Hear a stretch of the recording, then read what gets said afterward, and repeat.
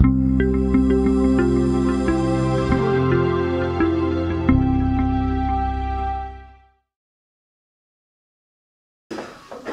à tout le monde.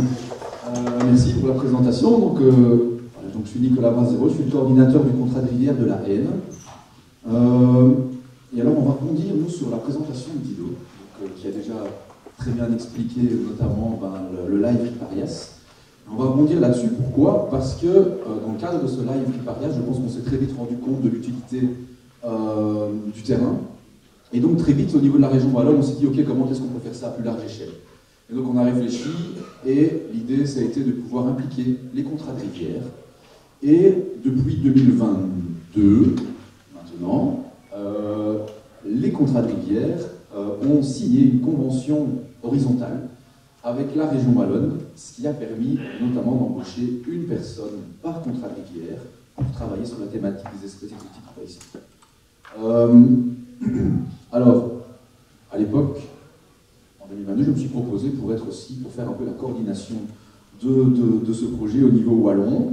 Pas tout seul, bien entendu, hein, on est surtout avec la région wallonne et les services du DNF et notamment aussi du DEMNA.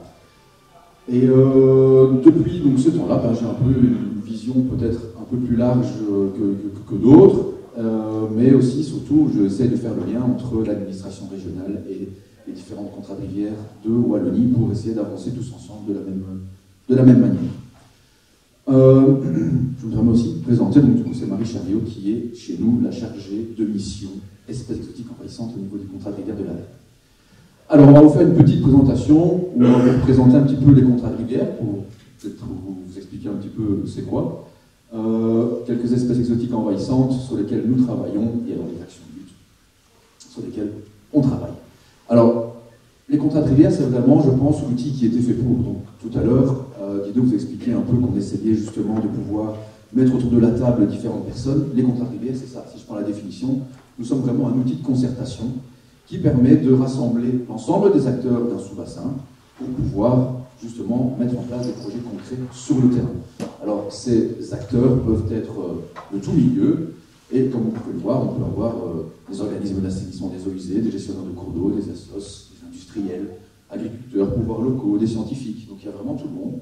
L'idée, c'est de mettre tout le monde autour de la table quand on a des projets concrets à mettre en place et d'essayer de trouver des solutions. Donc on va vraiment favoriser cette concertation. Et alors, le point fort des contrats de rivière aussi, c'est de pouvoir avoir la connaissance du terrain. Donc nous travaillons nous déjà de base sur des diagnostics, des inventaires de terrain pour relever tout ce qui ne va pas sur les cours d'eau. Maintenant, nous avons également une personne qui, sur chaque sous-bassin, inventorie tout ce qui est espèces exotiques envahissantes, aquatiques et régulières. Alors, cette petite carte, je pense que vous l'avez déjà vu tout à l'heure. Donc, au niveau de la région wallonne, vous avez 14 contrats de rivière.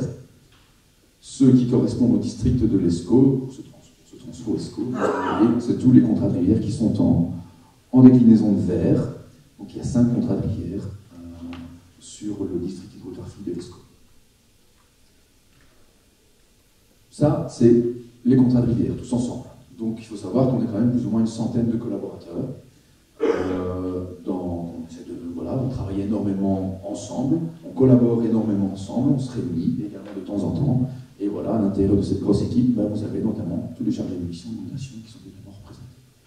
Et pour vous dire aussi qu'un chargé de mission tout seul sur le terrain, c'est compliqué. Donc ils ont aussi l'aide des collègues, mais aussi l'aide de bénévoles, de volontaires, de team building. Donc on essaie vraiment de s'entourer d'énormément de gens pour pouvoir aller faire un maximum de travail sur le terrain. Alors en termes de missions, pour les contrats de rivière, on a vraiment des missions d'inventaire de terrain, comme j'ai dit tout à l'heure, qui nous permettent de diagnostiquer les dégradations et aussi, bien entendu, tout ce qui est point d'intérêt, le long des cours d'eau. On favorise l'information, la concertation entre les différents acteurs. On informe, on sensibilise dans les écoles, on organise sur les wallons de l'eau, donc on fait vraiment plein d'activités de sensibilisation et d'information. Depuis peu également, depuis un an, on a signé une autre convention horizontale avec la région wallonne qui nous permet de travailler sur tout ce qui est problématique, notamment d'inondation, et plus spécifiquement le développement de la culture du risque par rapport aux inondations qu'on peut subir sur le territoire. Et cette autre maintenant convention qui est la lutte contre les espèces espèces exotiques envahissantes. Alors, quelques exemples pour faire court, on a déjà entendu parler, hein, vous l'avez vu tout à l'heure. Donc, en termes d'espèces rivulaires, on va se retrouver surtout avec la balsamine de l'Himalaya, bien entendu, hein, qui peut poser des soucis le long des berges. La berge du Caucase, alors elle peut, bien entendu, poser des soucis. Vous avez des peuplements denses qui vont étouffer tout ce qui est espèces indigènes. L'accaparement aussi des pollinisateurs. Je vous invite aussi, il y a un poster là-dessus, un collègue qui est là, voilà, qui a un poster sur l'interaction entre certains pollinisateurs et la balsamine de l'Himalaya. Je vous invite à aller le voir tout à l'heure. Il est dans le fond à droite de la salle. Et alors, tout ce qui est problématique également, notamment les érosions de berges, toutes ces plantes, en fait, elles fanent l'hiver, elles laissent les berges à nu, il suffit d'une crue, tout est en place.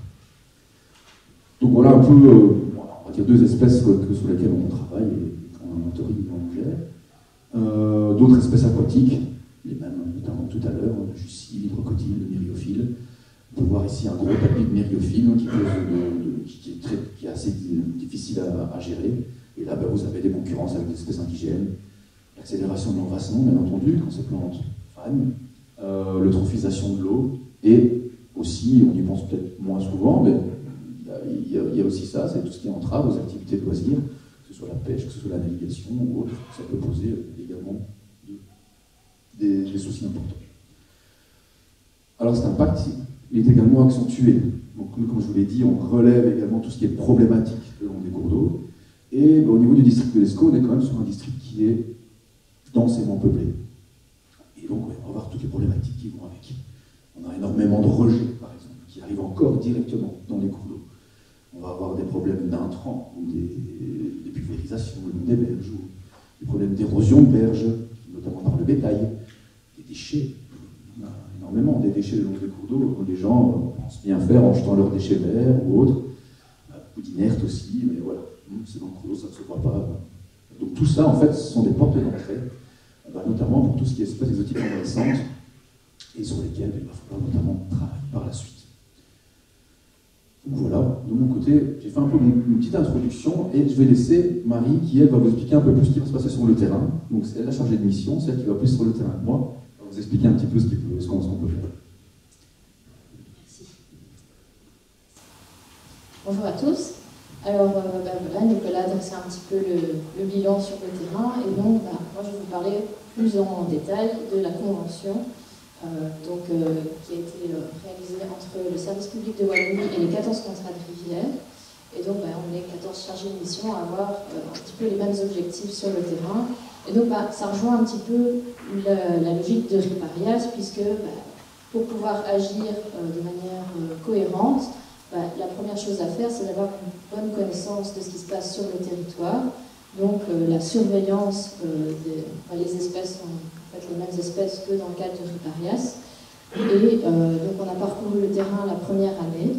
Et à partir de la deuxième année, on a commencé également à mettre en place des actions de gestion, mais toujours en gardant une part importante de surveillance pour pouvoir détecter précocement de nouvelles invasions. Donc, comme je le disais, la deuxième étape, c'est l'éradication des espèces émergentes.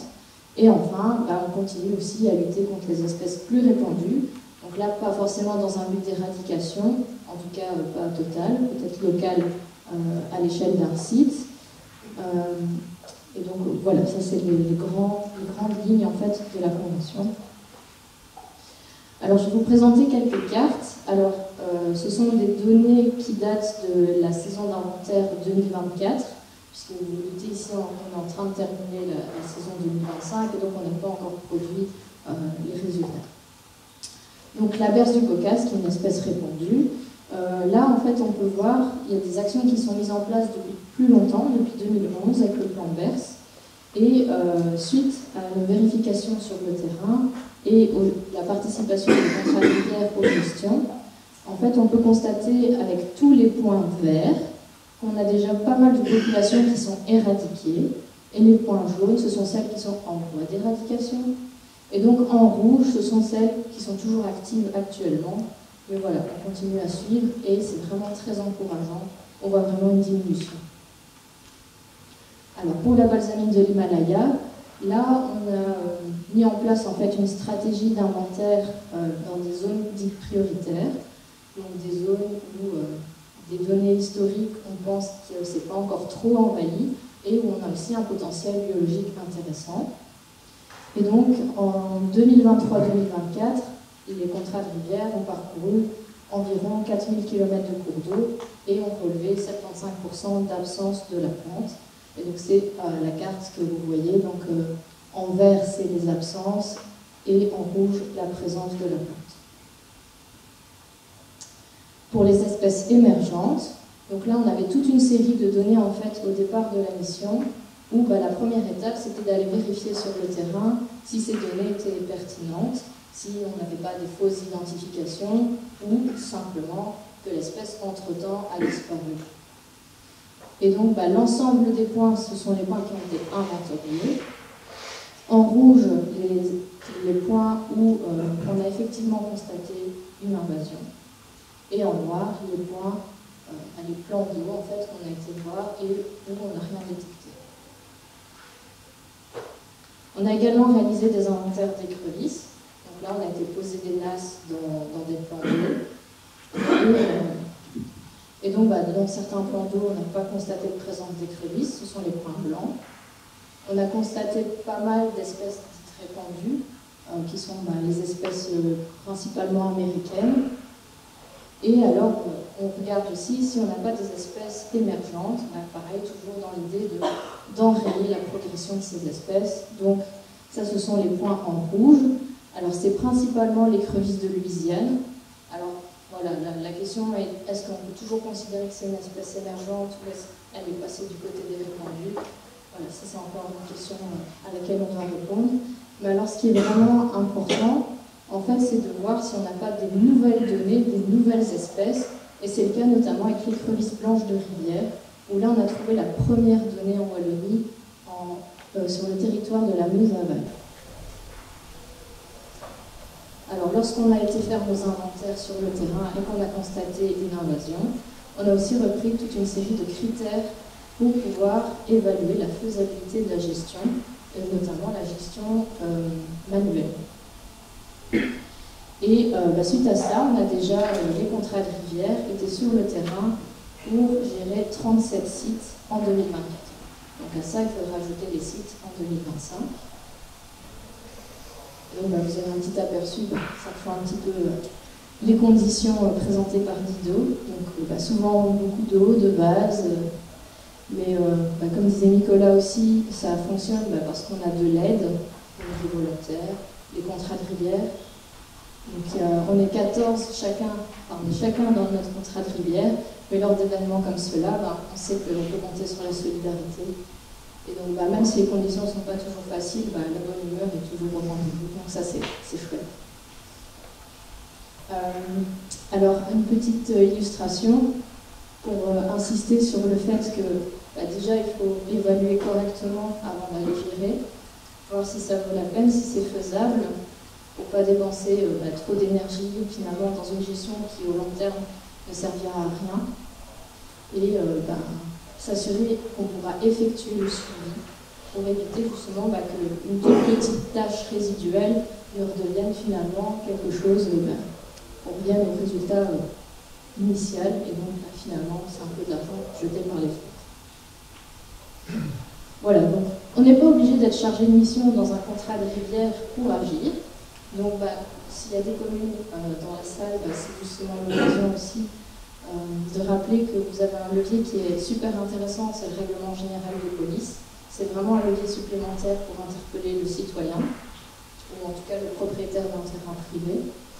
La sensibilisation, plus on est en parler, plus l'information pourra passer.